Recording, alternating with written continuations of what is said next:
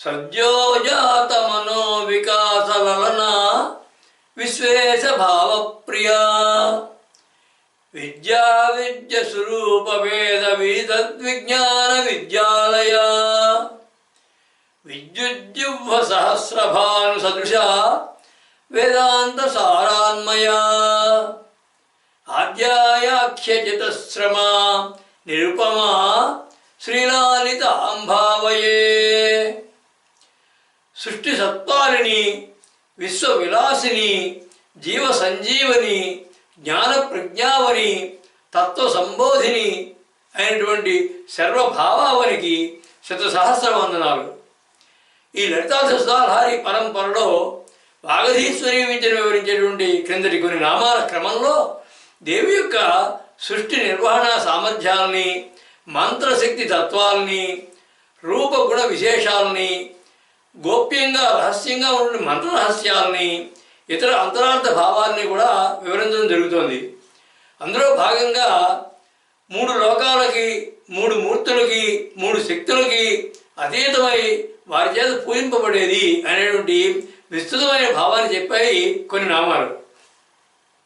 అలా త్రిశక్తీశ్వరిగా కీర్తింపబడిన దేవి 3 అక్షరాల స్వరూపిణి, త్రక్షరి అని, బాలామంత్ర రూపిణి అని, దేవతల చేత సేవింపబడేది, దివ్య గంధాఢ్యాన్ని, దివ్యమైన సుగంధ పరిమళంతో శోభిల్లేది, సింధూర తిలకాన్ని ధరించేది, ఆజ్ఞాచక్రం నుంచి శాస్త్రాల వరకు ఉన్నటువంటి మార్గంలో ప్రయాణించేటువంటి కుండరిని, పరబ్రహ్మసూచికంగా జన్మరాహిత్యకారకమైనటువంటి దేవీ ప్రణవ మంత్ర రూపము ఉమా అనేది, శబ్దబ్రహ్మ స్వరూపిణి, నాదరూపిణి, పర్వత శ్రేష్ఠుడైనటువంటి హిమవంతుని కుమార్తె అంటే శైలేంద్రతనయ అని, గౌరవర్ణంతో ప్రకాశించేది గౌరీ అని, ఉన్నత గురుస్వరూపమైనది, ఆ పరమగురు స్వరూపమైనది, సంగీత లలిత కళా విశాలమైనటువంటి గంధర్వ దేవతల చేత పూజింపబడేది, గంధర్వ సేవిత అని వివరించాయి ఆ క్రిందటి 7 నామాలు కూడాను.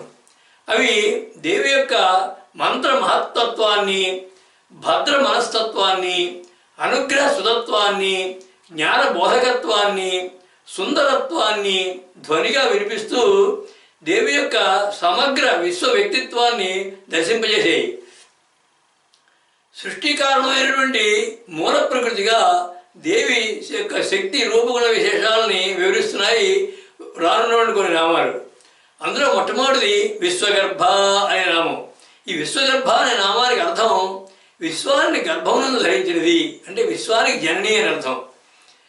దీనికి భావార్థ శ్లోకం కల్పాంతేన సమస్త విశ్వలయత తత్వస్వరూపాత్మయా తత్కర్మాశ్రయ జీవకోటి పునరుద్భావాత్ త్వయ్యాజ్ఞయా త్వధ్యానేన సుయోగ సాధక గణాన్ సాయుజ్య సంప్రాప్తయా మాయామాత్రక విశ్వగర్భ విదిత సిడ్నీపురీ శారదా.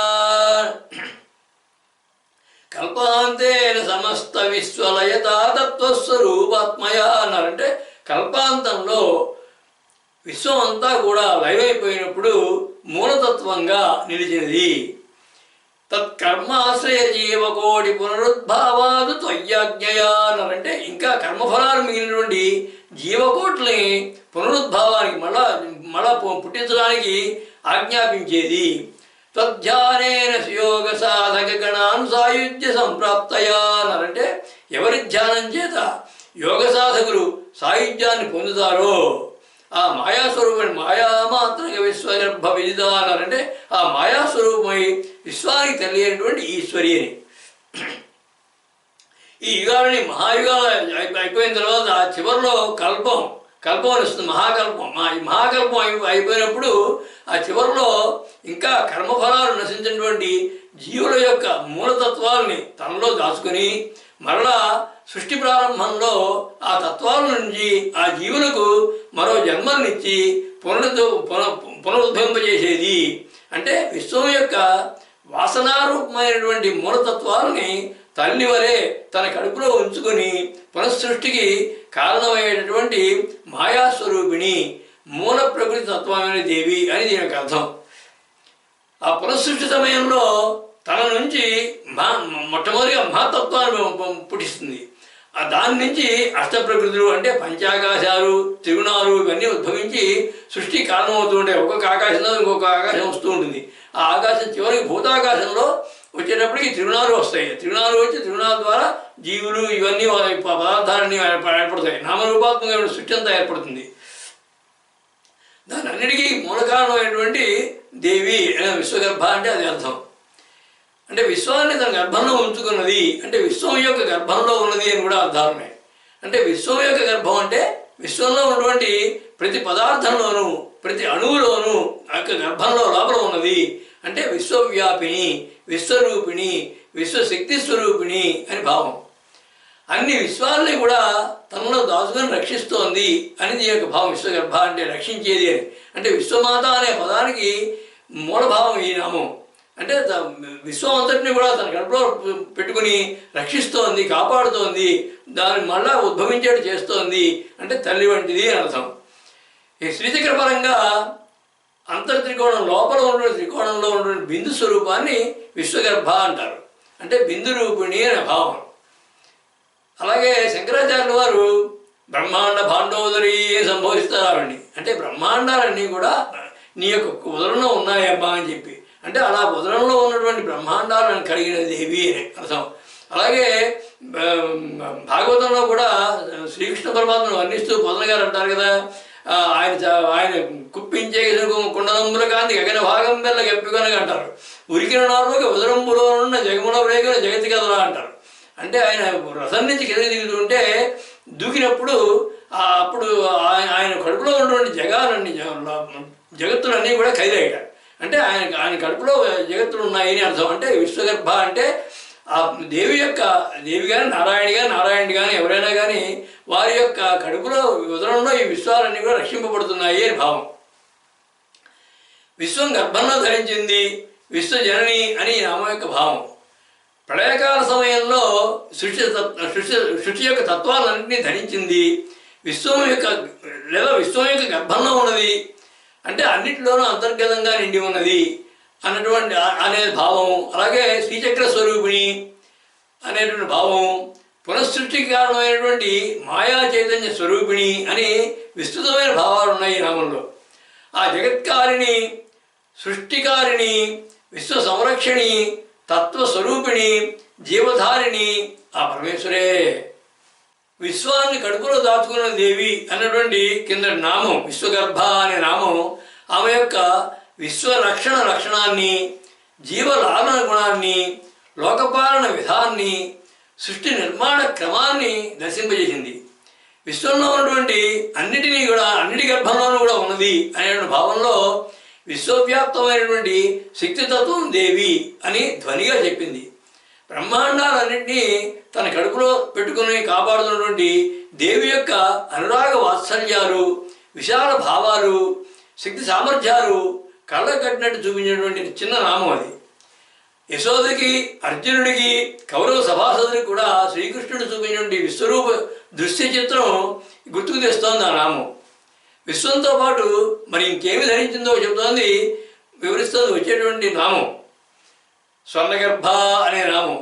ఈ స్వర్ణగర్భ అనే నామానికి అర్థం స్వర్ణము గర్భమును దాల్చినది. స్వర్ణం అంటే బంగారం, బంగారం గర్భమును దాల్చినది అని బాహ్యమైన అర్థం.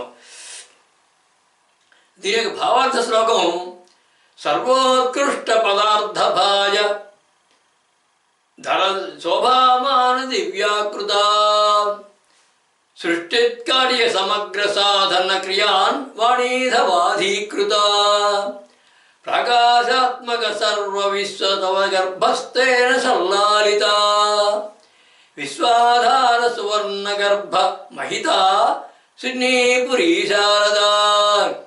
అంటే సర్వోత్కృష్ట పదార్థ రాజధర శోభామాన దివ్యాకృత అన్నారు. అన్ని పదార్థాలలో శ్రేష్టమైనటువంటి బంగారాన్ని ధరించి ప్రకాశించేది. సృష్టికార్య సమగ్ర సాధన క్రియాన్వణీధవాధీకృత అన్నారంటే సృష్టి కార్యంలో సమగ్రమైనటువంటి కార్యసాధన కోసమని చతుర్ముఖ బ్రహ్మగారికి సంకల్ప క్రియాశక్తి రూపమైనది. ప్రకాశాత్మక సర్వ విశ్వ తవ గర్భస్థేన సల్లాలిత అన్నారంటే అంటే ప్రకాశాంశ రూపమైనటువంటి విశ్వాన్ని తన కడుపులో ఉంచుకుని లాలించేది. విశ్వాధార సువర్ణ గర్భమహిత అనే విశ్వానికి ఆధారమై సర్వశ్రేష్టమైనటువంటి సువర్ణాన్ని గర్భంలో ధరించినటువంటి ఈశ్వరి అని. ఈ సృష్టిలో ఉన్నటువంటి అన్ని పదార్థాల్లోనూ శ్రేష్టమైనది, పరిశుద్ధమైనది, విలువైనది, పవిత్రమైనది బంగారం. అలా విశ్వంలో శ్రేష్టమైనది ధరించినది అంటే పరిశుద్ధమైన ధరించినది అంటే విశ్వాన్నే తన గర్భంలో ధరించినది అని మరొక భావం దీంట్లో ఉంది. చతుర్ముఖ బ్రహ్మగారికి అంటే సృష్టి చేసేటువంటి చతుర్ముఖ బ్రహ్మగారికి హిరణ్య గర్భుడు అని పేరింది. అంటే ఆ హిరణ్య గర్భుడు అనేటువంటి చతుర్ముఖ బ్రహ్మకి సృష్టి యొక్క క్రియాశక్తి స్వరూపమైనది. అంటే ఆ బ్రహ్మనే తనలో ఉంచుకొని ఆయన చేత సృష్టిని నిర్మింపజేసేది అని దీని యొక్క భావం. ఇక స్వర్ణగర్భ అంటే భూమి అని అర్థం. అంటే స్వర్ణమును ధరించేది, బంగారము ధరించేది, వసుంధర అని అర్థం. లక్ష్మీ అష్టోత్తరంలో కూడా వస్తుంది వసుంధర అని నామం. అంటే స్వర్ణగర్భ అంటే భూమి అని అర్థం, లక్ష్మి అని అర్థం. అంటే భూమాత స్వరూపమైనది, లక్ష్మీ స్వరూపమైనది దేవి అని అర్థం. స్వర్ణం అంటే సువర్ణం అని కనుక విడదీస్తే మంచి అక్షరాలు, మంచి శబ్దాలు అని కనుక అన్వయిస్తే వేదశాస్త్ర పురాణాల్లోనూ మంత్రశాస్త్రాల్లోనూ ఉన్నటువంటి సర్వవాగ్మయము అన్ని మంత్రాలు కూడా తనలో కలిగినది. అవన్నీ కూడా ఆమె నుంచే వ్యక్తమయ్యి విస్తరించాయి కనుక దేవి వాటికి మూలమైనది, వాటికి తల్లి వంటిది. అంటే స్వర్ణగర్భ అని అర్థం. సు అర్ణం అని కనుక విడదీస్తే స్వర్ణాన్ని సు అర్ణం అని విడదీస్తే అర్ణం అంటే ఒక కాంతి యొక్క పోగు, వెలుగు యొక్క పోగు. అలాగే నాదం యొక్క నిధి అంటే నాదం అంతా ఒక పోగుగా పెడితే ఎంత ఉందో అది అర్ణం అంటుందని. అలాంటి అర్థాలు ఉన్నాయి దానికి. అంటే సృష్టిలో ఉన్నటువంటి పదార్థాల యొక్క ప్రకాశ స్వరూపం, తేజస్వరూపము, అలాగే నాదరూపము దేవి అని అర్థాలు వస్తాయి. సువర్ణం అంటే దాన్ని ధరించినది అని అర్థం. దేవి తన నుంచి ప్రకాశమయంతమైనటువంటి సృష్టిని ఏర్పరిచి దానికి పదార్థమైన రూపం కల్పిస్తుంది, నామరూపాలు కల్పిస్తుంది దానికి. కనుక ఆమె స్వర్ణగర్భ, విశ్వగర్భ అనే రెండు సమన్వయమైన అర్థాలు రెండు కూడాను. ఇలాగే ఇదే చెప్పినట్లుగా స్వర్ణం అంటే పరిశుద్ధమైనది, పవిత్రమైనది. అది పరబ్రహ్మానికి సూచికం. అది స్వర్ణం అంటే పరబ్రహ్మతత్వాన్ని తనలో ఉంచుకున్నటువంటి మహాశక్తి స్వరూపిణి దేవి అని దీని యొక్క అంతరార్థం ఈ నామంలో. వాయుపురాణంలో హిరణ్యమస్య గర్భోభూద్ధిరణ్యస్యాపి గర్భజః యస్మాద్ధిరణ్య గర్భస్స పురాణేస్మిన్ నిరుచ్యతే అంటుంది. అంటే దేవి యొక్క గర్భం హిరణ్యము అంటే స్వర్ణము, హిరణ్యం యొక్క గర్భం నుంచి పుట్టినది కనుక హిరణ్య గర్భాన్ని రెండు అర్థాలు ఉన్నాయి దీంట్లోనే అని చెప్తూ వాయుపురాణంలో చెప్పబడింది. అంటే తన గర్భంలో హిరణ్యం ఉన్నది, బంగారం ఉన్నది. అలాగే తాను బంగారం గర్భంగా వచ్చింది, గర్భం నుంచి వచ్చింది అంటే ఆ ప్రకాశవంతమైనది, నాదరూపమైనది అనేటువంటి భావం దీంట్లో ఉన్నది. స్వర్ణం గర్భమును ధరించినది అని నామం యొక్క బాహ్యమైన భావం. అంటే ప్రణవనాద స్వరూపిణి, తేజ ప్రకాశిని, విశ్వధారిణి, భూస్వరూపిణి, లక్ష్మీ స్వరూపిణి, పరబ్రహ్మతత్వాన్ని ధరించినటువంటి మహాశక్తి, చతుర్ముఖ బ్రహ్మ యొక్క క్రియాశక్తి స్వరూపం అని విస్తృతమైన భావాలు కలిగింది ఈ నామం. తన తేజస్సుతో విశ్వాన్ని సృష్టించి దానికి నామరూపాలను కలిగినటువంటి సర్వోన్నత శక్తి తేజస్విని అని ఈ రెండు నామాల యొక్క భావం. విశ్వగర్భ, స్వర్ణగర్భ అనే రెండు నామాల యొక్క సమగ్ర భావం అది. ఆ తేజ ప్రకాశిని, నాదస్వరూపిణి, విశ్వవిధాయిని, ప్రజ్ఞా ప్రభాసిని, తత్వ విలాసిని ఆ పరమేశ్వరే. సృష్టిలో శ్రేష్టమైనటువంటిది, పరిశుద్ధమైనటువంటిది, విలువైనది అయినటువంటి సువర్ణాన్ని తన గర్భంలో కలిగిన దేవి అన్నటువంటి స్వర్ణగర్భ అన్న కిందటి నామం. దానితో పాటు సృష్టి అంతటినీ కూడా తన గర్భంలో కలిగినది, భూదేవి స్వరూపమైనది అనే భావం చెప్పింది. సువర్ణం అని కనుక పదంతో శక్తి సమన్వితాలైనటువంటి మంత్రాలు, వేదశాస్త్ర వాగ్మయం అంతా కూడా తనలో ఉంచుకొని వ్యక్తం చేసిందని, వాటన్నిటికీ జనని, నాదస్వరూపిణి, తేజోరూపిణి అన్నటువంటి వివిధమైన ధ్వనులు వినిపించాయి ఆ నామంలో. స్వర్ణం పరబ్రహ్మ స్వరూప సూచకం కనుక ఆ పరబ్రహ్మతత్వాన్ని తనలో నింపుకున్నటువంటి ఆ జ్ఞానస్వరూపిణి, జ్ఞానదాయిని అనేటువంటిదే అసలు అంతరార్థం కలిగింది ఆ నామం. దేవి యొక్క ప్రజ్ఞా ప్రభావాలని, విజ్ఞాన వికాసాలని వివరిస్తోంది వచ్చే నామం అవరద అనే నామం. ఈ అవరద అనే నామానికి బాహ్యమైన అర్థం తనకు మించినటువంటి వరదాతలు లేనిది, అంటే వరదాతల్లో ఉన్నతమైనది అని అర్థం.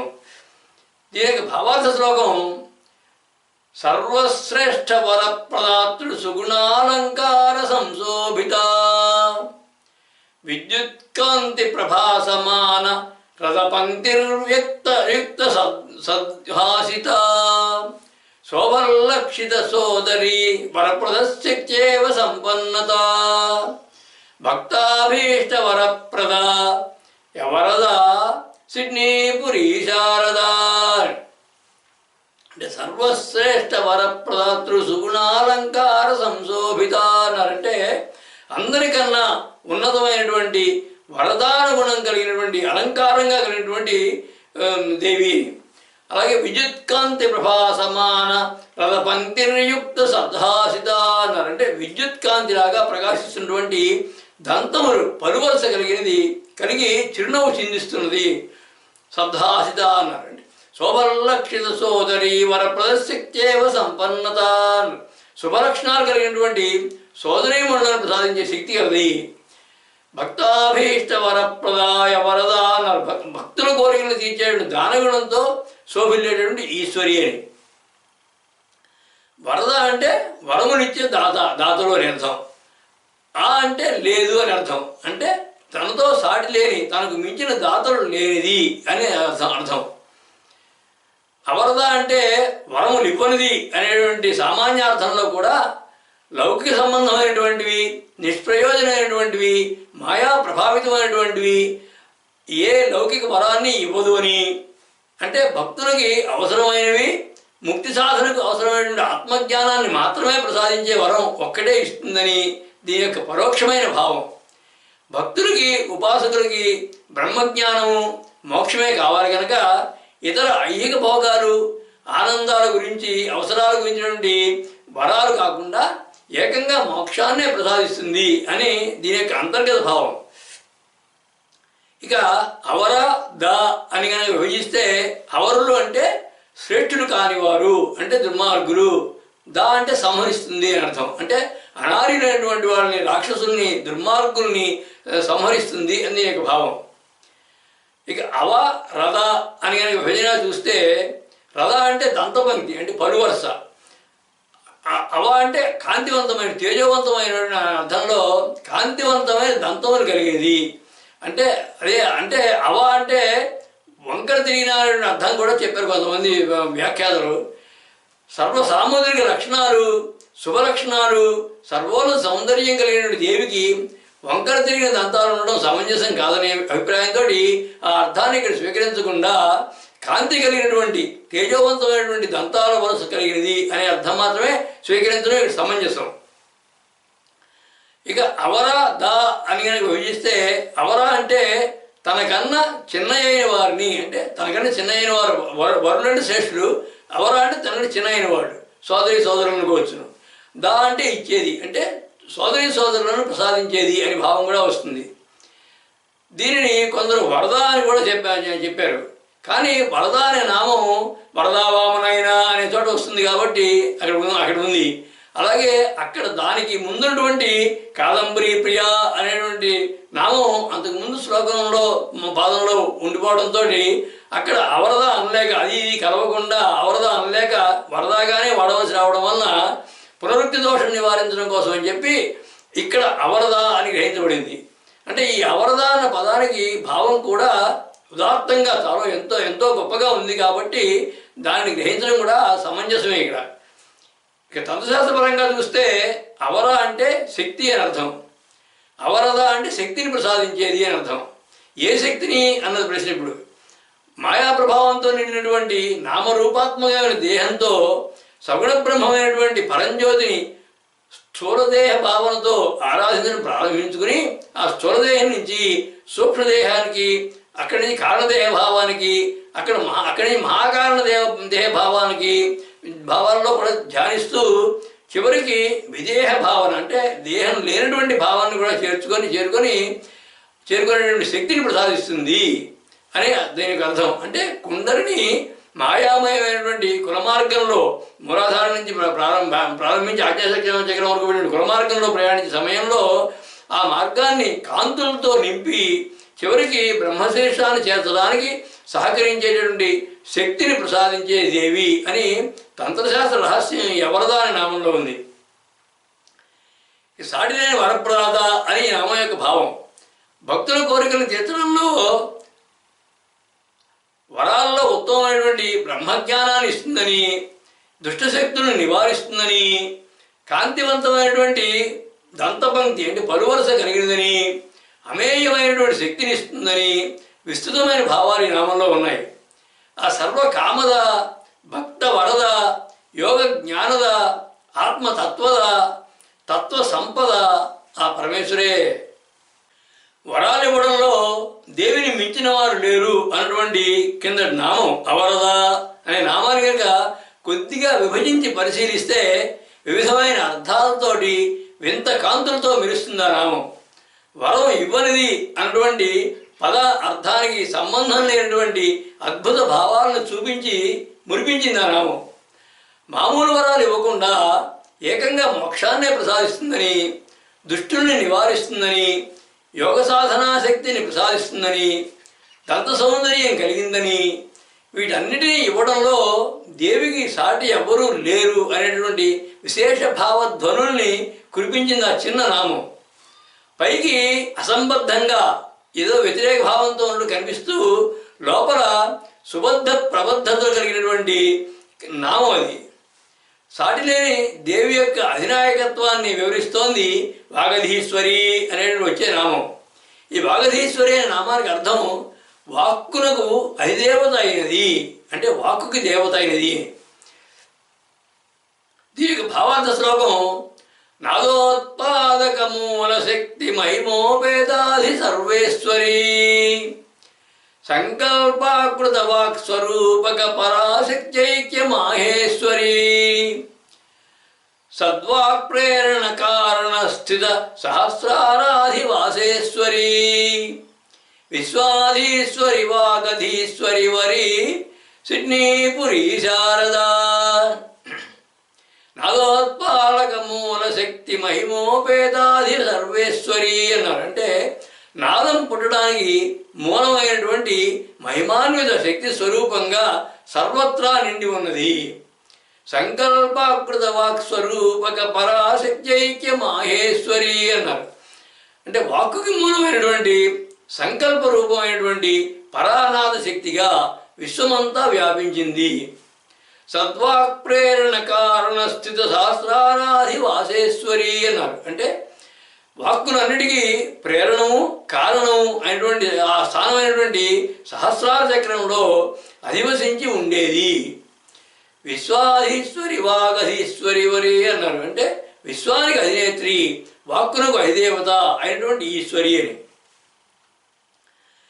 వాచాం అధీశ్వరి అంటే వాక్కులకి ఈశ్వరి, స్వామిని, అధినేత్రి అని దీని యొక్క అర్థం. వాగ్దేవతగా చెప్పబడేటువంటి సరస్వతి, వాణి, భారతి, బ్రాహ్మి, శారద ఈ మొదలైన నామరూపాలన్నీ కూడా దేవి దాల్చినది అని అర్థం. ఆ వసిన్యాది వాగ్దేవత అయినటువంటి వసిని, కామేశ్వరి, మోదిని, విమల, అరుణ, జయిని, సర్వేశ్వరి, కౌళిని అని ఈ దేవతలకి అధీశ్వరి అంటే వారి విద్యా వాక్ వైదుష్యాల యొక్క స్వరూపిణి అని కూడా అర్థం. నాదం వైఖరి రూపంలో బహిర్గతం అవడానికి ముందుగా సంకల్ప రూపంలో పర అనే రూపంలో ఉండి ఆ తర్వాత నిర్మాణ దశల్లో నెమ్మదిగా పశ్యంతి, మధ్యమ అనేటువంటి అవ్యక్త రూపాల్లో ఉంటుంది. వాక్ స్వరూపాలైనటువంటి ఆ నాలుగింటికి కూడా మూలమైనటువంటి నాద బ్రహ్మ వాగధీశ్వరి అంటే నాదానికి ప్రకాశం వాక్కు, నాదం బయటికి రావడానికి ప్రకాశించడం వాక్కు, అలాగే నాద బ్రహ్మకు ప్రకాశం వాగధీశ్వరి. వాక్కు అంటే మంత్రం అనే అర్థం ఉంది. ఈ మంత్రం అనే అర్థంలో చూస్తే అన్ని మంత్రాలకి అధిదేవత, శుద్ధతత్వ స్వరూపిణి అని భావం. ఈ నాదం యొక్క దశలన్నిటికీ కూడా ఈ 4 దశలకి కూడా మూలమైనది పరానాదం. అదే వాక్కుకి మూలం. ఆ పర వాగ్దేవతయే వాగధీశ్వరి అని అర్థం.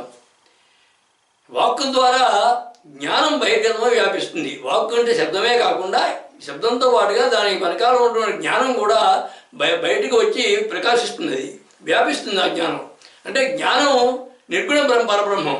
అంటే జ్ఞానానికి మార్గమైనటువంటి వాక్కుకి ఈశ్వరి అంటే నిర్గుణ పరబ్రహ్మను తెలుసుకొని మార్గం స్వరూపంగా కలిగినది అంటే బ్రహ్మజ్ఞాన స్వరూపిణి అని దీని యొక్క భావం. ఇక పంచదశి మంత్రంలో మొట్టమొదటి కూడం వాగ్భవ కూడం. ఆ వాగ్భవ కూడంలో ఉన్నటువంటి బీజాక్షర శక్తులకి ఈశ్వరి అధినేత్రి అని దీని యొక్క భావం.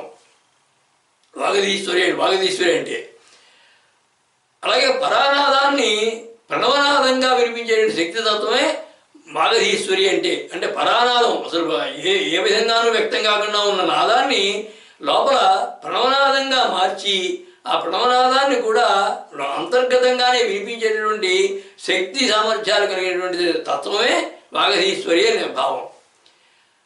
ఇక సంగీత శాస్త్రంలో వాగధీశ్వరి అనే పేరున ఒక రాగం కూడా ఉంది. ఈ రాగం మేళకర్తల రాగంగా సంపూర్ణ రాగంగా ప్రసిద్ధి పొందింది.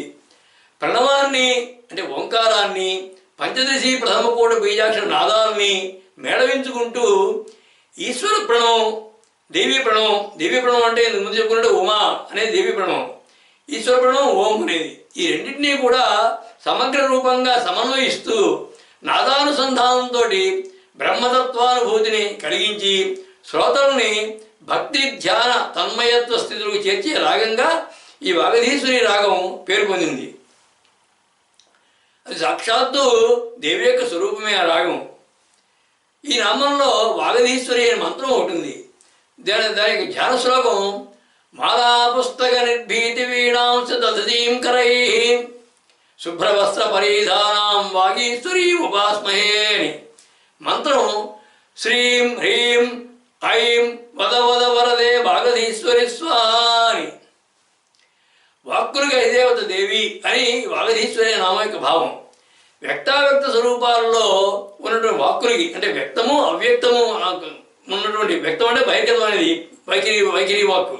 అలా కాకుండా అవ్యక్తంగా ఉన్న పర పశ్యంతి మధ్యమ ఆ మూడు రకాలైనటువంటి నాదాలకి కూడా మూలమైనటువంటి పరానాద రూపిణి, వాగ్దేవతలకి అధినేత్రి, వాక్స్వరూపిణి అయినటువంటి వాణీ రూపము, ఇంకా సర్వమంత్రస్వరూపిణి, బ్రహ్మజ్ఞాన స్వరూపిణి, వాగ్భవకు కూడా బీజాక్షర శక్తీశ్వరి, ప్రణవనాద ప్రకాశిని అని విస్తృతమైన భావాలు ఉన్నాయి ఈ నామంలో.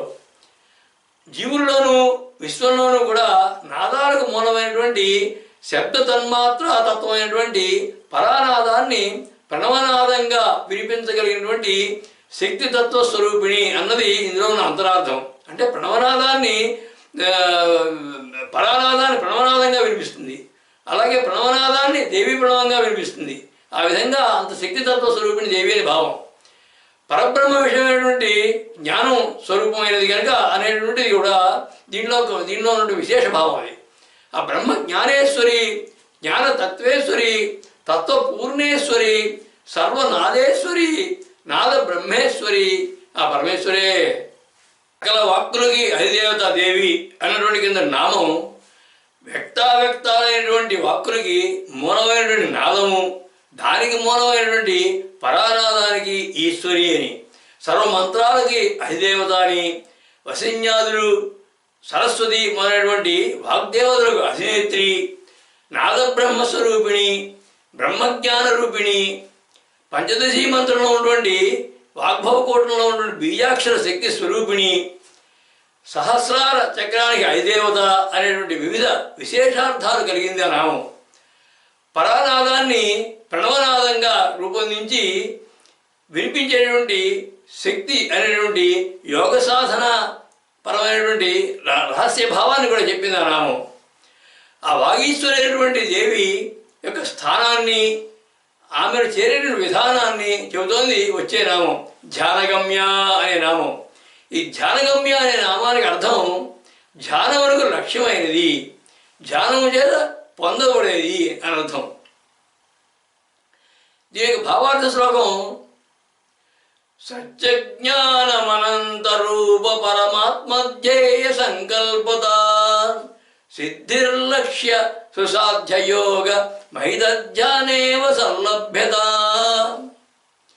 సర్వజ్ఞత్వ అనంతలక్షణ మహత్వధ్యాన గమ్యాధృత నైర్గుణ్యాత్మక బ్రహ్మరూప విదిత సిడ్నీపురీ శారదా సత్యజ్ఞానమనంతరూప పరమాత్మధ్యేయ సంకల్పత సిద్ధిర్లక్ష్య సుసాధ్యయోగ మహితజ్ఞానేవ సల్లభ్యత అన్నారంటే సత్యము జ్ఞానము అనంతమైనటువంటి పరమాత్మను ధ్యేయంగా సంకల్పించుకొని ఆ లక్ష్య సాధనకు చేసే యోగము ధ్యానముల వల్ల మాత్రమే లభ్యమయ్యేది, పొందగలిగేది. అలాగే ధ్యానం చేత మాత్రమే జరగలేటువంటి గొప్పదైనటువంటి సర్వజ్ఞత అనంతత కలిగినటువంటి లక్ష్యమైనది. సర్వజ్ఞత్వ అనంత లక్షణ మహత్వ ధ్యాన గమ్యాధృత అన్నారంటే సర్వజ్ఞత్వం అనంతత్వం కలిగినటువంటి ఆ పరబ్రహ్మతత్వాన్ని చేరడానికి ధ్యానం ఒకటే మార్గము అని చెబుతున్నది. అలాగే నిర్గుణ పరబ్రహ్మ యొక్క తత్వం అయినటువంటి ఈశ్వర్యని నైర్గుణ్యాత్మక బ్రహ్మరూప విధానం అంటే నిర్గుణ బ్రహ్మ యొక్క తత్వం అనేటువంటి ఈశ్వర్యని. ఇక బాహ్యమైన పూజలు, స్తోత్రాలు, క్రతువులు, యాగాలు ఇవన్నీ కూడా వీటి వలన కాకుండా మానసిక ధ్యానం వల్ల మాత్రమే పొందగలిగే దేవి అని దీని యొక్క అర్థం. అంటే నిర్గుణతత్వమైనటువంటి పరబ్రహ్మను తెలుసుకోవడం బాహ్యక్రియల వల్ల సాధ్యం కాదని, అంతర్ధ్యాన ప్రక్రియ వల్ల మాత్రమే ఆ లక్ష్యం యొక్క గుణగణాదుని గ్రహించడం సాధ్యమవుతుందని దీని యొక్క భావం. అన్ని విధాలైనటువంటి ధ్యానాలకి లక్ష్యమైనది, గమ్యమైనది అదే పరబ్రహ్మ స్వరూపము అని భావం. అంటే సగుణ ధ్యానము, నిర్గుణ ధ్యానము అని రెండు రకాల ధ్యానాలకు కూడా గమ్యమైనది అనే దీని యొక్క భావం. ఏ విధంగా ధ్యానాన్ని సగుణ ధ్యానంగా అంటే ఒక విగ్రహాన్ని పెట్టుకుని దానికి గుణాలు ఆపాదించుకుని దాని ద్వారా ధ్యానం చేయడం ఒకటి. నిర్గుణ ధ్యానం అంటే ఏ విగ్రహం లేకుండా మనసులోనే అన్నీ భావించుకొని ఆ పరబ్రహ్మ స్వరూపాన్ని తలుచుకొని ధ్యానించడం అనేది నిర్గుణ ధ్యానం. ఈ రెండు విధాలైన ధ్యానాల ద్వారా కూడా లక్ష్యమైనది, దానికి ధ్యానాలలో లక్ష్యమైనది. ధ్యాన యోగేన యోగినాం అంటాడు భగవద్గీతలో భగవానుడు. అంటే ధ్యాన యోగం చేతనే పొందబడినటువంటి జ్ఞానము యోగము అయినది అని అర్థం. ఇక ధ్యానం అంటే బుద్ధిని స్థిరంగా నిలిపి ఒక విషయాన్ని సదా మననం చేయడం. ఆ విషయం కనుక పరబ్రహ్మం అయితే ఆ ధ్యానం మోక్షదాయకం. ఆ విషయం ఐహికమైనటువంటి వస్తుభోగం అయితే అది దుఃఖదాయకం, కష్టకారకం కూడాను. పరబ్రహ్మ రూపమైనటువంటి దేవి లక్ష్యం అయితే ముక్తి సాధకం అని దీని యొక్క భావం. తే ధ్యాన యోగానుగత అపశ్యన్ దేవతాత్మా శక్తిం స్వగుణైర్ నిరూఢాం అని శృతి. అంటే సత్వాది గుణముల యొక్క సామ్యం కలిగి, అంటే సత్వగుణానికి సమానం కలిగి అవ్యక్తంగా ఉన్నటువంటి పరమాత్మ శక్తిని ధ్యానయోగంతో క్రమంగా ఆత్మశక్తిని తన గుణాల చేత రహస్యంగా ఉన్న దేవిని కనుగొన్నారు అని యోగులు అని అర్థం. అంటే యోగులు ఏ విధంగా కనుగొన్నారో ఆ విషయాన్ని శృతి చెప్తోంది. అంటే ఆ విధంగానే మిగతా భక్తులు కూడా, ఉపాసకులు కూడా వారి ధ్యానం చేత ఆత్మజ్ఞానాన్ని ఆత్మశక్తితోటి పరమాత్మ శక్తిని అనుసంధించి తెలుసుకోవాల్సి ఉంటుంది అని భావం. ఇక అష్టాంగ యోగంలో 8 యోగాల్లో 7వ మెట్టు ధ్యానం. ఆ తర్వాత సమాధి స్థితి. అంటే ధ్యాన సిద్ధి సమాధి అని అర్థం. అంటే ధ్యానం వల్ల పొందేది సమాధి అని. అంటే ధ్యాన స్థితితో పొందగలిగినది అంటే ఆనందమయమైనటువంటి ఆత్మ సంయోగమైనటువంటి సమాధి స్థితి అని దీని యొక్క భావం. ఈ శ్రీ విద్యలో ఉన్నటువంటి 4 యాగాలు బహిర్యాగం, అంతర్యాగం, మహాయాగం, రహోయాగం, మహాయాగం అని ఈ 4 యాగాలతోటి కూడా క్రమంగా ధ్యానాన్ని కేంద్రీకరించి చివరిదైనటువంటి మహాయాగంలో ముఖ్య ప్రాణాన్ని సమాధి స్థితికి స్థానమైనటువంటి బ్రహ్మశీర్షానికి చేర్చడం జరుగుతుంది. అదే ధ్యానానికి అంతిమ లక్ష్యం. అంటే అదే గమ్యం. ఆ స్థితిని పొందడమే, ఆ స్థితిని పొందేటువంటి కుండలిని శక్తే ముఖ్య ప్రాణం అనే యొక్క లక్ష్యమే ధ్యానగమ్య అంటే అని యోగశాస్త్రపరంగా, శ్రీ విద్యాపరంగా ఉన్నటువంటి భావం. ఇక భాగవతంలో కపిల గీతంలో ఈ ధ్యానాన్ని గురించి ఎంతో వివరంగా చెప్పబడింది. వ్యాసవారి భాగవతంలో ఉంది, తెలుగువారి ఆంధ్ర భాగవతంలో కూడా పోతన గారు రచించిన దాంట్లో ఉంది. అలాగే భగవద్గీతలో 6వ అధ్యాయమైనటువంటి ఆత్మసంయమ యోగంలో నిర్గుణ ధ్యానాన్ని, 12వ అధ్యాయమైనటువంటి భక్తి యోగంలో సగుణ నిర్గుణ ధ్యానాలు రెండింటినీ కూడా వివరించాడు భగవానుడు. అంటే ఆ 2 విధాల ధ్యానానికి గమ్యం ఒకటే, పరబ్రహ్మం. అదే పరబ్రహ్మం. ఆ పరబ్రహ్మ రూపిణియే దేవి అని దీని యొక్క భావం. ధ్యానం వల్ల పొందగలిగేది దేవి అనేటువంటిది ఈ నామం యొక్క భావం. అన్ని విధాలైనటువంటి ధ్యానాలకి లక్ష్యమైనది. అంటే సగుణ ధ్యానము, నిర్గుణ ధ్యానము వాటి రెండింటికి కూడా లక్ష్యమైనది అనే కాకుండా అంతరంగంలో సదా మననం చేస్తూ తాదాత్మ్య స్థితిని చేరుకోవడం, యోగ సాధనలో సమాధికి ముందు స్థితిని పొందడం, శ్రీ విద్యలో మహాయాగంలో బ్రహ్మశీర్షాన్ని చేరడం, ఇవన్నీ గమ్యంగా భావించేటువంటి భక్తులకి, సాధకులకి, ఉపాసకులకి ఆ గమ్యస్థితి దేవియే అని విస్తృతమైన భావం ఈ నామంలో ఉంది. ఆ భక్తి ప్రణమ్య, యోగ సుగమ్య, ధ్యాన సురమ్య, తత్వ సుసౌమ్య ఆ పరమేశ్వరే. ధ్యానంతో చేరగలిగినటువంటి లక్ష్యమైన దేవి అన్నటువంటి కింద నామం ధ్యానగమ్య అనే నామం భక్తి భావన సాధన విధానాల్లో గమ్యాన్ని చేర్చగలిగేది అంతర్ముఖ ధ్యానమేనని, ఆ గమ్యం దేవి అని చెప్పడమే కాకుండా అవ్యక్తంగా ఉన్నటువంటి పరమాత్మ శక్తిని ఆత్మశక్తికి సంధించేటువంటి ప్రక్రియ ధ్యానమని, దాంతోనే పరమాత్మతత్వాన్ని అవగాహన చేసుకోవడం తేలికని, అదే బ్రహ్మానుభూతిని కలిగించేటువంటి మార్గమని అంతర్గత విశేష భావాలు తెలుపుతోంది ఆ నామం. మంత్రశాస్త్రము, తంత్రశాస్త్రము, శృతులు, పురాణాలు, భగవద్గీతలు ఈ ధ్యాన ప్రక్రియ గురించి విశేషంగా చర్చించి దాని అంతిమ లక్ష్యం పరబ్రహ్మయే అని నిర్ధారించాయి. ఆ ధ్యానాలకు లక్ష్యమైనటువంటి దేవి స్వరూప స్వభావాల్ని చెప్పేటువంటి ప్రయత్నం చేస్తోంది అపరిచ్ఛేద్య అని వచ్చే నామం. ఈ అపరిచ్ఛేద్య అనే నామానికి అర్థం విభజించడానికి వీలు కానిది, విభజించి చూడడానికి అవకాశం లేనిది. దీనికి భావార్థ శ్లోకం దృశ్యాదృశ్య విభూతియుక్త గుణ సాకారా నిరాకారిణీ జ్ఞానానంద సుకీర్తి సంయుత పరబ్రహ్మస్వరూపాన్మణి నిర్దిష్టాకృతరాహితేతి అపరిచ్ఛేద్య అనవద్యాద్గుణీ నిర్దిష్టాకృతరాహితేది అపరిచ్ఛేద్య అనవద్యాన్గుణీ కళాతీత ప్రభావ శక్తి రమణి సిడ్నీపురీ శారదా. దృశ్యాదృశ్య విభూతియుక్త గుణ సాకారా నిరాకారిణి అన్నారంటే కనిపించేవి కనిపించనివి అగోచరమైనటువంటి పదార్థాలకి గుణాలతో కూడినటువంటి రూపం కల్పించినది, కానీ తాను నిరాకారమైనది, నిరాకారిణి అన్నారు. జ్ఞానానంద సుకీర్తి సంయుత పరబ్రహ్మస్వరూపాన్మణి అన్నారు. అంటే జ్ఞానము, అనంతమైనటువంటి జ్ఞానము, సత్కీర్తి కలిగినటువంటి పరబ్రహ్మ స్వరూపమైనది.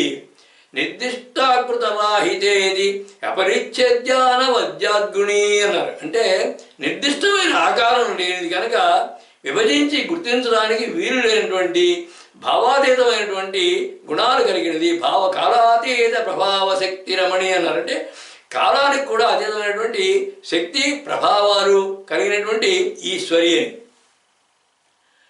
సృష్టిలో నామరూపాలైనటువంటి పదార్థాలన్నిటికీ కూడా దేశకాల పరిమాణ ఆకార పరంగా కానీ గుర్తించి ఇది అని నిర్దేశం చెప్పవచ్చును. అన్నింటినీ కూడా ఆ సృష్టిలో ఉన్న నామరూపాలు ఉన్న అన్నీ కూడా గుణాతీత, కాలాతీత, ప్రమాణాతీత అయినటువంటి పరబ్రహ్మతత్వమైనటువంటి దేవి నిర్దేశించడానికి వీలు కానిది అని దీని యొక్క భావం. అంటే దేశకాలాదుల చేత కొలవలేనిది, అంటే హద్దులు పరిమితులు లేనిది అని అర్థం. అంటే దేశం చేత పరిమితమైనది, పరిమితం కలది అంటే అంత్యం ఒక చివర ఉన్నది. దేశం చేత పరిమితం అంటే ఇది చివర ఉంది, ఒక చివర ఉంది, దీనికి మొదలు ఉంది, చివర ఉంది అని తెలుస్తుంది. కాలం చే పరిమితి కలది అంటే ఎప్పుడో ఒకప్పుడు నశించేది అని అర్థం.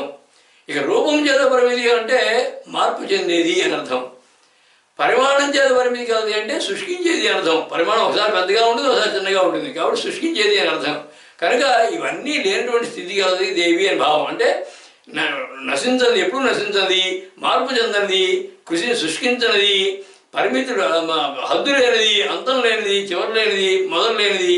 కాబట్టి ఇవన్నీ లేవు కాబట్టి ఆమె అపరిచ్ఛేద్య అని. అనంతమైనటువంటి జ్ఞానస్వరూపాన్ని నిర్దేశించి కానీ విభజించి కానీ చూడడం సాధ్యం కాదు. ఎందుకంటే ఆ స్వరూపం ఎల్లప్పుడూ పూర్ణమే. పూర్ణమద పూర్ణమిదం అన్నట్లుగా దాన్ని విభజించడం నిర్దేశించడం అసాధ్యం. అందుకనే విభజించబడనిది, అంటే విభజించినా కానీ పూర్ణంగానే ఉంటుంది అది. కాబట్టి అఖండ సచ్చిదానంద స్వరూపము పరబ్రహ్మము అనే ఒక భావం.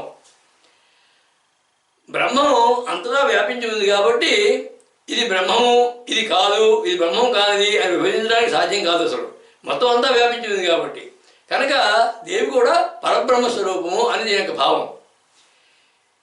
ఏ విధంగా అయితే భావం ద్వారా మనం తెలుసుకోగలుగుతామో కొన్ని అభావాల ద్వారా కూడా తెలుసుకోగలుగుతాం. ఈ అభావాలు 4 విధాలని చెప్పి తర్కశాస్త్రంలో చెప్పబడింది.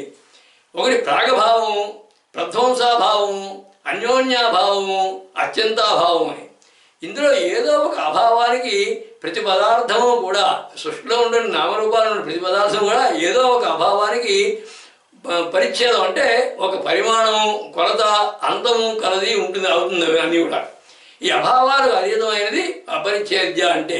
ఈ అభావాలు ఎలా ఉంటాయో ఒకసారి చూస్తే మనం, ప్రాగభావం అంటే ఇక్కడ ఉద్భవిస్తుంది అని చెప్పడం, అంటే దేవి ఎల్లప్పుడూ ఉండేది కనుక ఇక్కడ దేవి ఇక్కడ పుడుతుంది అక్కడ పుట్టదు అని చెప్పడానికి లేదు. కాబట్టి ప్రాగభావం అభావం అన్నమాట.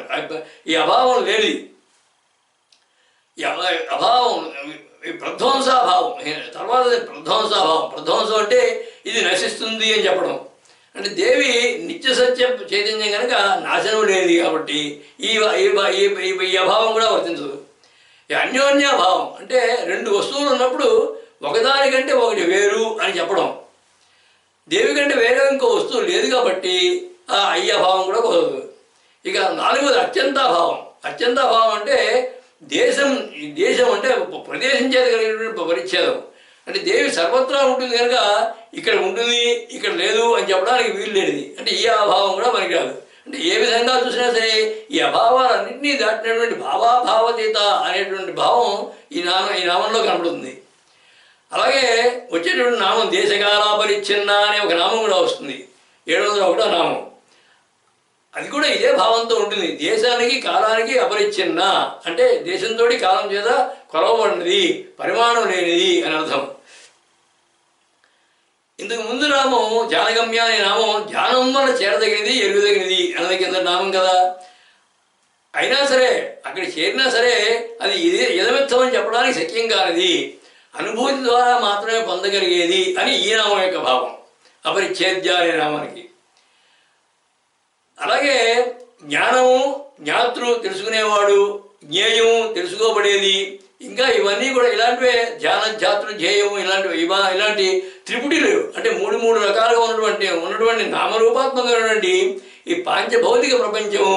అంటే ఈ మూడిలో సత్వగుణం, రజోగుణం, తమోగుణం, ఇలాగ త్రిమూర్తులు, ఇలాగ ఈ విధంగా పాంచభౌతిక ప్రపంచం ఉంది. ఈ పాంచభౌతిక ప్రపంచము ఇంకా భావనా ప్రపంచం కూడా ఉంది. ఈ భావనా ప్రపంచం అంతా కూడా పరిమితమైనది, మూడికి పరిమితమైనది అని కొలవబడేది. ఇది ఇలా ఉన్నది అని నిర్ధారించగలిగింది, అశాశ్వతమైనది, మాయా ప్రభావంతో నిండినది, అదన్నీ కూడా పరిచ్ఛిన్నమే. అది ప్రకృతి యొక్క స్థితి. అది మనం మార్చగలిగింది కాదు, అది ప్రకృతి యొక్క పరిస్థితి. అది వాటికి అతీతమైనటువంటి మూల ప్రకృతి స్వరూపిణి దేవి అని దీని యొక్క భావం. అంటే విభజించి నిర్దిష్టంగా ఇది అని గుర్తించడానికి వీలు కాని దేవి అని నామం యొక్క భావం. దేశకాలాలకి, పరిణామ ప్రమాణాలకి, అభావాలకి అతీతంగా పరిమితులు, హద్దులు, కొలతలు లేనటువంటి, నిర్దేశింపలేనటువంటి అటువంటి వాటికి అతీతమైనటువంటి మూల ప్రకృతి స్వరూపిణి, నిత్య సత్య చైతన్య స్వరూపిణి, భావాతీత, ప్రభావాతీత, ప్రభవాతీత, నిర్గుణ పరబ్రహ్మతత్వం అయినటువంటి అఖండ సచ్చిదానంద స్వరూపం దేవి అని దీని యొక్క విస్తృతమైన భావాలు. వేద సంవేద్య, జ్ఞాన సంపద్య, భక్తి నివేద్య, యోగ ప్రపద్య, ముక్తి సువిద్య ఆ పరమేశ్వరే. నిర్దిష్టమైన ఆకారం లేనిది, విభజించి ఇది అని చెప్పడానికి వీలు కుదరది దేవి అనేటువంటి కింద నామం అపరిచ్ఛేద్య అనే నామం పరబ్రహ్మతత్వాన్ని అనేటువంటి దేశకాల రూప అభావాలకు అతీతమైనటువంటి సర్వవ్యాపకం, ఆద్యంతరహితము, ప్రమాణాతీతము, సర్వభావ సమన్వితం అనేటువంటి లక్షణాలని దేవికి అన్వయించి దేవిని పరబ్రహ్మస్వరూపిణిగా, నిత్య సత్య చైతన్య రూపిణిగా, మాయాతీత మూల ప్రకృతిగా దర్శింపజేసింది ఆ నామం. విభజించబడింది కనుక అఖండమైనటువంటి సచ్చిదానంద స్వరూపము, సత్చిత్ ఆనంద స్వరూపము, పరబ్రహ్మము అని పరోక్షంగా నిర్ధారించింది. చాలా నామాలు దేవిని ఉద్దేశించిన అన్యాపదేశంగా అవన్నీ కూడా పరబ్రహ్మకి అన్వయించే నామాలే అవన్నీ. స్పష్టంగా చెప్పడానికి వీల్లేనటువంటి దేవి యొక్క అనుగ్రహాన్ని వివరిస్తోంది జ్ఞానద అనే వచ్చే నామం. ఈ జ్ఞానద అనే నామానికి అర్థం జ్ఞానాన్ని ప్రసాదించేది అని. ఎటువంటి జ్ఞానం ఏ విధంగా ప్రసాదిస్తుంది అనేది మనం తెలుసుకోవాలంటే ఈ భావాల శ్లోకాన్ని గమనిద్దాం. సత్యాసత్య వివేక విజ్ఞ విమల ప్రజ్ఞా ప్రసాదాత్కరీ ఆత్మానాత్మ వివేచనస్య జనిత ప్రజ్ఞాన దీప్తింకరీ యోగ సాధక బ్రహ్మతత్వ విదిత సుజ్ఞానదా శ్రీకరీ జ్ఞేయం త్వం సకలార్థబోధనకరీ సిడ్నీపురీ శారదా. అంటే సత్యాసత్య వివేక విజ్ఞ విమల ప్రజ్ఞా ప్రసాదాత్కరీ అన్నారు. అంటే సత్యము అసత్యము, ఏది నిత్యము ఏది అనిత్యము తెలియగలిగినటువంటి వివేకాన్ని, పరిశుద్ధమైనటువంటి ప్రజ్ఞని ప్రసాదించేది. ఆత్మానాత్మ వివేచనస్య జనితద్విజ్ఞాన దీప్తింకరీ అన్నారు. అంటే యోగశాస్త్రం ప్రకారం, వేదాంతం ప్రకారం ఆత్మానాత్మ విద్యా వివేచనం వల్ల లభించేటువంటి విజ్ఞానం అనేటువంటి వెలుగును ప్రసాదించేది దీప్తింకరీ. అంటే యోగసాధక బ్రహ్మతత్వ విదిత సుజ్ఞానదా శ్రీకరీ. అంటే యోగ సాధకులకి బ్రహ్మతత్వాన్ని తెలిసినటువంటి జ్ఞాన సంపదనిచ్చేది. జ్ఞేయం త్వం సకలార్థబోధనకరీ అని. అంటే జ్ఞేయం అంటే జ్ఞానం యొక్క లక్ష్యం, జ్ఞానం ఏది తెలుసుకోవాలో అది లక్ష్యం అనే అదే ఆ లక్ష్యమే తాను అనే విషయాన్ని అన్ని విధాలుగా బోధించేటటువంటి ఈశ్వరి అని. ఇక ఇదివరకు ఒకసారి చెప్పుకున్నట్లుగా జ్ఞానము 4 రకాలు: జ్ఞానము, అజ్ఞానము, విజ్ఞానము, ప్రజ్ఞానం అని చెప్పి ఈ 4 విధాలైనటువంటి జ్ఞానాన్ని ఇచ్చేది అర్థం. అంటే వస్తు విషయమైనటువంటి పదార్థ జ్ఞానము అజ్ఞానం, అది ఐహికమే నిజము, దేహమే శాశ్వతము అనుకునేది అజ్ఞానం. ఇక వివేకంతో కూడిన జ్ఞానం విజ్ఞానం. సృష్టికి మూలమైనటువంటి ప్రజ్ఞను గురించి అన్వేషించేది, దాన్ని తెలిపేది అది ప్రజ్ఞానం.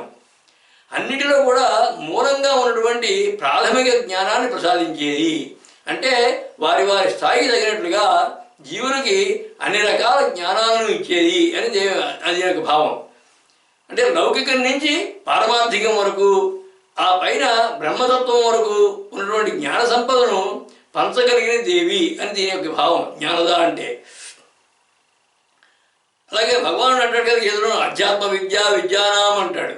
అంటే జ్ఞానాలలో సర్వోత్కృష్టమైనటువంటి అధ్యాత్మ జ్ఞానం నేను అని. ఆ అధ్యాత్మ విద్య నేను అంటాడు. అంటే అధ్యాత్మ జ్ఞానాన్ని ప్రసాదించేది, అంటే పరబ్రహ్మానుభూతిని కలిగించేది దేవి అని భావం. సత్యం జ్ఞానమనంతం బ్రహ్మ అని శృతి చెప్తుంది. అంటే జ్ఞానమే బ్రహ్మము, అదే సత్యము, అదే అనంతము అని.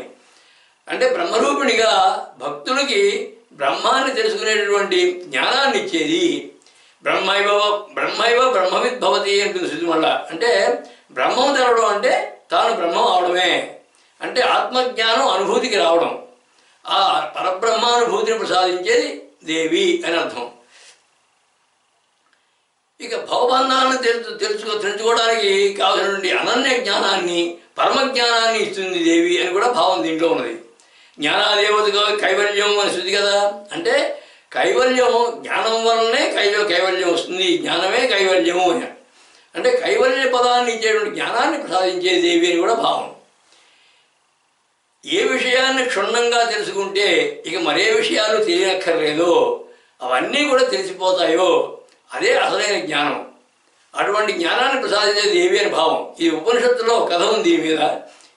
ఏ విషయాన్ని తెలుసుకునే ఒక శిష్యుడు గురువు గారిని అడుగుతాడు, ఏ విషయాన్ని తెలుసుకుంటే నేను ఇంకేమీ తెలుసుకోక్కర్లేదు అనేటువంటి అది ఆత్మవిద్యను ప్రబోధిస్తాడు ఆ గురువు గారు. అంటే అదే అసలైన జ్ఞానం, అదే బ్రహ్మజ్ఞానం. అటువంటి జ్ఞానాన్ని ప్రసాదించే దేవి అని భావం. అన్ని జీవులకి కూడా వాటికి తగినట్లుగా కొన్ని విశిష్టమైనటువంటి ఇంద్రియ జ్ఞానాలు ఉంటాయి. ఆ ఇంద్రియ జ్ఞానాల వల్ల అవి వాటి యొక్క జీవన వ్యాపారాలని సాగిస్తూ ఉంటాయి. ఉదాహరణకి పక్షులు ఎగరడం అనేది, ఎగిరి వాటి యొక్క ఆహారాన్ని తెచ్చుకోవడం అనేది అది ఇంద్రియ జ్ఞానం. అలాగా మిగతా ఇంద్రియ జ్ఞానాలు చాలా ఉన్నాయి వివిధ జంతువులకి. కాబట్టి ఆ జంతువుల్లో ఉన్నటువంటి విశిష్టమైనటువంటి ఇంద్రియ జ్ఞానాలు ప్రసాదించేది అని కూడా భావం. జ్ఞానద అంటే మనకు విశేషమైన అర్థం ఉంది. జ్ఞానం అంటే జ్ఞానము, అంటే ఖండించేది అని అర్థం ఉంది. అంటే జ్ఞానాన్ని ఐహిక బంధాలకు లోను చేసేటటువంటి జ్ఞానాన్ని తొలగించి పారమార్థిక సత్యాన్ని తెలిపే జ్ఞానాన్ని ఇస్తుంది అని పరోక్షమైన భావం ఇందులో ఉంది, అసలు భావం అది. ఇక భగవద్గీతలో భగవాన్ అంటాడు కదా, నై జ్ఞానేన సదృశం పవిత్రం హే విద్యతే అంటాడు. అంటే జ్ఞానాన్ని మించేది లేదు, జ్ఞానం పవిత్రమైనది. ఆ జ్ఞాన యజ్ఞం ద్వారా కర్మల్ని క్షయం చేసుకోండి అని దాని యొక్క భావం. అంటే అటువంటి పవిత్రమైన జ్ఞానాన్ని అనుగ్రహిస్తున్న దేవి అని దీని యొక్క అంతరార్థం. అలాగే జ్ఞానాగ్ని దగ్ధ కర్మాణం అంటాడు, జ్ఞానాగ్ని దగ్ధ కర్మాణం అంటాడు కదా భగవానుడు. అంటే జ్ఞానం అనే అగ్ని వల్లనే అన్ని కర్మలు దగ్ధమవుతాయి అని.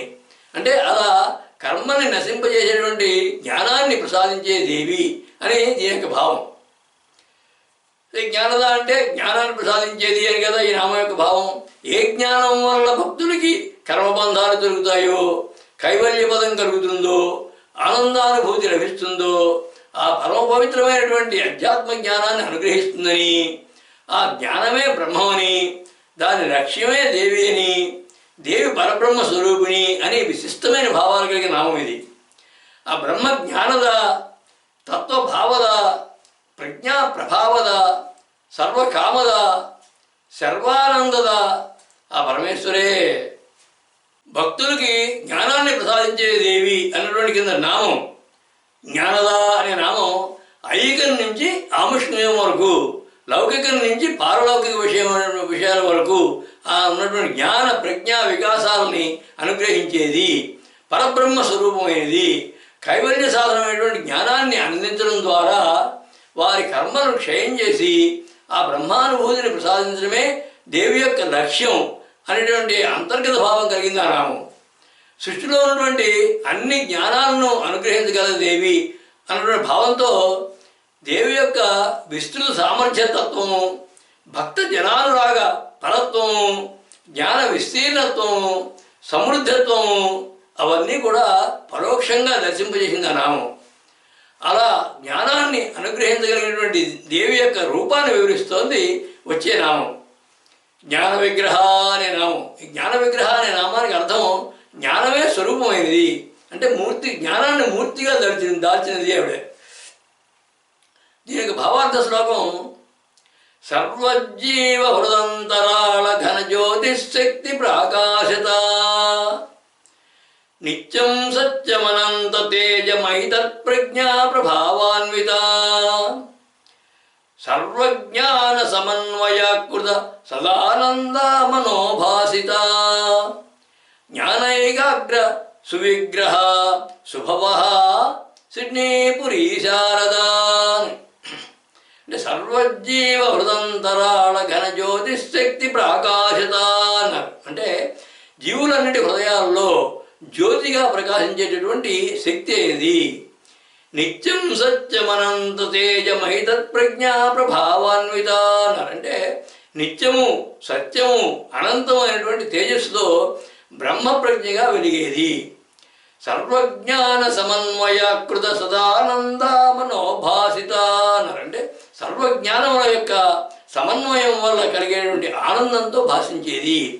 సమస్త జ్ఞానాన్ని జ్ఞానైకాగ్ర సువిగ్రహ అన్నారు. అంటే సమస్త జ్ఞానాలు కూడా సముదాయంగా మూర్తి కట్టినటువంటి ఆకారం కలిగినటువంటి ఈశ్వరి అని. సృష్టిలో ఉన్న జ్ఞానం అంతా కూడా ఒక రూపంగా మరిస్తే, ఒక రూపంగా చేయగలిగితే అదే దేవి రూపం అని అర్థం. అంటే దేవి యొక్క విగ్రహం అంటే శరీరం అంతా కూడా జ్ఞానమయమే, జ్ఞానం కానిది ఆమె మూర్తిలో లేదు అని దీని యొక్క భావం. ఇక నిత్యము సత్యము అనంతము అయినటువంటి జ్ఞానమే రూపంగా కలిగినది అంటే సత్యజ్ఞానం అనంతం బ్రహ్మ అంటుంది కదా శృతి. అంటే అలాగా సత్యము నిత్యము అనంతమైనటువంటి జ్ఞానమే రూపంగా కలిగినది అంటే పరబ్రహ్మ స్వరూపిణి దేవి అని అర్థం. అంటే ఆ బ్రహ్మ యొక్క స్వరూపమే ఈవిడ కూడా అని.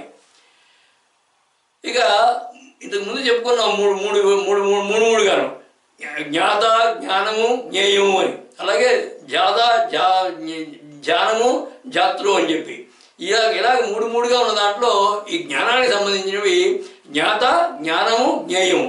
అంటే జ్ఞాత అంటే జ్ఞానం పొందేవాడు, జ్ఞానము అంటే